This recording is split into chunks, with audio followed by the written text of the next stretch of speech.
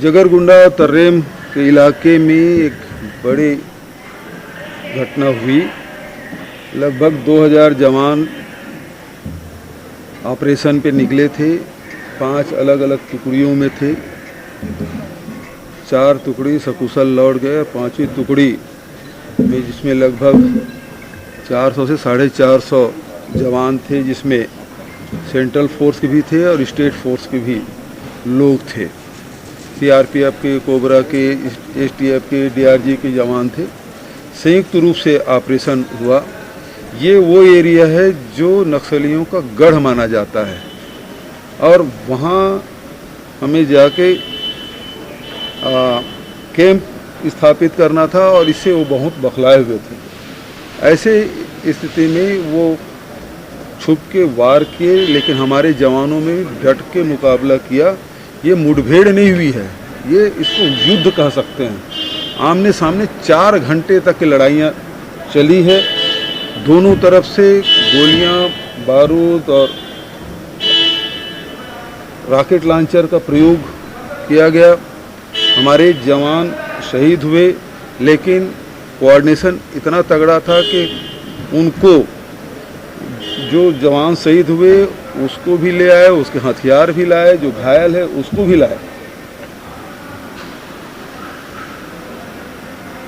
जो जवान शहीद हुए हैं उनको मैं नमन करता हूं। उन पे हमें गर्व है कि बहुत बहादुरी से वो लड़े और घायलों को लाए।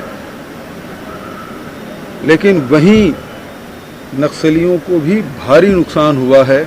जो हमको जो सूचना मिली है वो 4 ट्रैक्टर में घायल और उसके डेड बॉडी को ले जाने के लिए 4 ट्रैक्टरों का प्रयोग किया। मतलब समझ सकते हैं कितने बड़े तादाद में नक्सलियों को नुकसान हुआ है।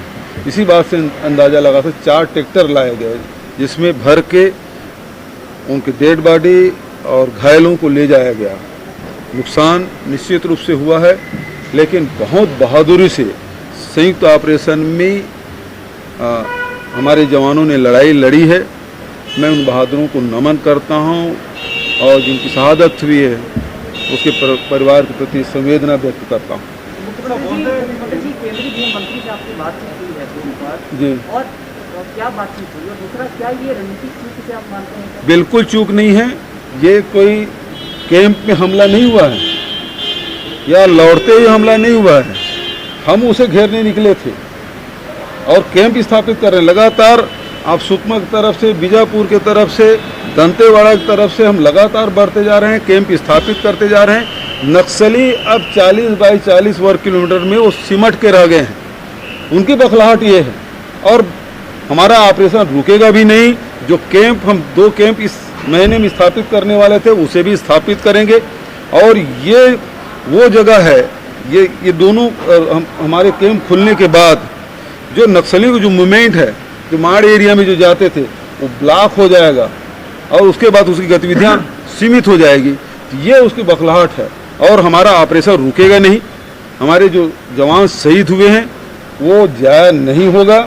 ऑपरेशन हमारा चलेगा। कैंप हम स्थापित करेंगे, सड़क हम बनाएंगे, लोगों की जो कनेक्टिविटी उसे देंगे, जो आम जनता की जो सुविधा है उसे हम प्रोवाइड करेंगे। सरकारें बदल गई लेकिन नक्सल समस्या वही की बनी हुई। जी, सरकार बदल गई है लेकिन नक्सल समस्या की बात की जाए तो आज भी वैसी की वैसी स्थिति है और वो अपने मंसूबे में लगातार कामयाब होते हैं। मैं कोई राजनीतिक बात नहीं करता, लेकिन आपको याद होगा पहले कैंपों पे हमले होते थे, उन्हें घेर के मारा नहीं जाता था।